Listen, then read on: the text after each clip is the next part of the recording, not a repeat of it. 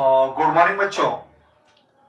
Elasticity पे एक छोटा सा लेकिन काफी ही थोड़ा सा इंटरेस्टिंग सा क्वेश्चन करेंगे हम। क्वेश्चन क्या कह रहा है बच्चों? A rod is extended by two equal and opposite forces if perpendicular to transverse cross sectional area A. Find normal stress to section PQ। Question क्या कह रहा है बच्चों? क्वेश्चन कह रहा है कि एक रॉड को दोनों साइड से इक्वल फोर्स से ऐसे खींचा जाता है कि वो फोर्स इसके क्रॉस सेक्शनल एरिया पे परपेंडिकुलर है। अब ऐसी स्थिति में रॉड के अंदर एक जो पार्ट PQ है, इसके ऊपर नॉर्मल स्ट्रेस कितना लग रहा है, ये आपको क्वेश्चन में बच्चों निकालना है। तो देखें, तो इस क्वेश्चन को ऐसे करेंगे, the force acting on section PQ can be given as, ऐसे दिया जा सकता है बच्चों।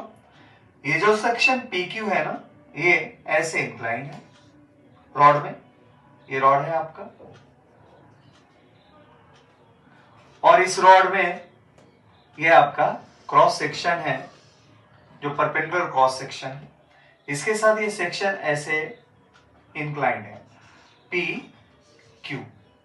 अच्छा, अब देखिए, जो फोर्स लग रहा है वो यहां लग रहा है, तो उस फोर्स को हम यहां भी दिखा सकते हैं। मान लीजिए फोर्स ये लग रहा है।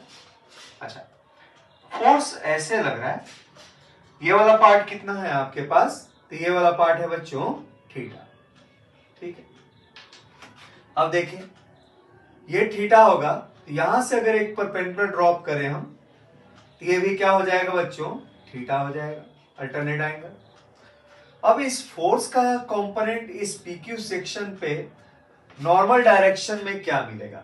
चूंकि हमारे क्वेश्चन में इस PQ सेक्शन पे हमें नॉर्मल स्ट्रेस निकालना है, तो इस फोर्स का एक ऐसा कंपोनेंट चाहिए जो इस सेक्शन पे परपेंडिकुलर हो। तो मान लो ये जो लाइन है PQ लाइन पे क्या है, ऐसे परपेंडिकुलर है। अच्छा, अब क्या होगा बच्चों? तो ये अगर एंगल थीटा है, तो ये एंगल पर 90 डिग्री, तो ये एंगल कितना हो जाएगा? 90 माइनस थीटा। और ये अगर 90 माइनस थीटा हो गया बच्चों, तो ये एंगल 90 डिग्री है, ये क्या हो जाएगा? थीटा हो जाएगा। तो आपको अगर इस PQ सेक्शन के परपेंडिकुलर डायरेक्शन में फोर्स का कंपोनेंट चाहिए इस डायरेक्शन में, तो क्या होगा? AF cos theta.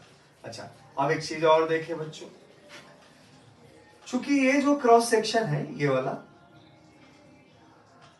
इसकी वैल्यू दे रखी है आप लोग को A।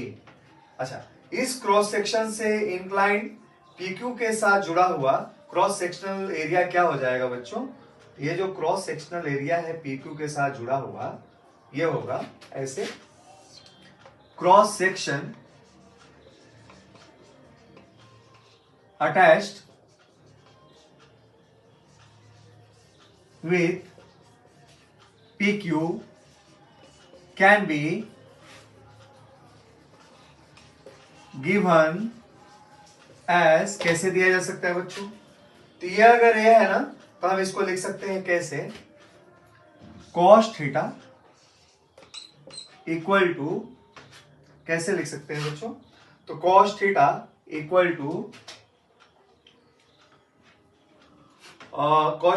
To base upon hypotenuse. तो क्रॉस सेक्शनल एरिया जो परपेंडिकुलर दे रखा है, और हाइपोटेनस में आ जाएगा area cross section along PQ, ठीक है। और यही हमें चाहिए, तो cross sectional area along PQ की वैल्यू क्या आ जाएगी? तो A अपॉन cos थीटा। तो हमारा काम हो गया बच्चों। हमने इस PQ के ऊपर एक परपेंडिकुलर फोर्स का कंपोनेंट ले लिया, ये वाला F cos थीटा, और ये PQ की जो क्रॉस सेक्शनल एरिया की वैल्यू है वो है बच्चों A upon A cos theta. Therefore normal stress जो हमें क्वेश्चन में चाहिए, नॉर्मल स्ट्रेस टू पीक क्या हो जाएगा बच्चों? नॉर्मल स्ट्रेस होगा क्रॉस सेक्शन पे परपेंडिकुलर फोर्स जो है क्या बच्चों? एफ कॉस थीटा, और परपेंडिकुलर क्रॉस सेक्शनल एरिया जो है ए अपॉन कॉस थीटा। ये वैल्यू हो जाएगी F cos square theta upon A. तो इस तरीके से हमें नॉर्मल इसके ऊपर स्ट्रेस मिल जाएगा।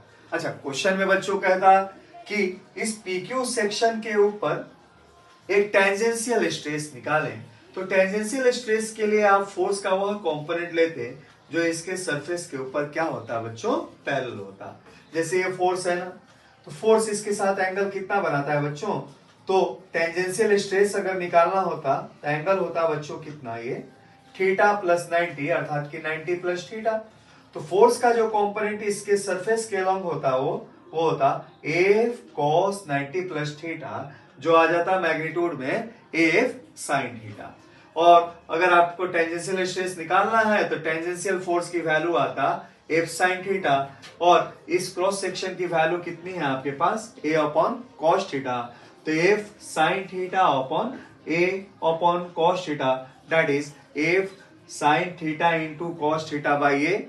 ऊपर नीचे आप 2 से मल्टीप्लाई और डिवाइड करते तो F sign 2 theta by A into 2 आ जाता आपका आंसर। तो आप चाहे तो इस कॉन्सेप्ट का इस्तेमाल करके आप टेंजेंशियल स्ट्रेस भी निकाल सकते हैं। तो चलिए बच्चों, अब इलास्टिसिटी पे एक और प्यारा सा क्वेश्चन करते हैं।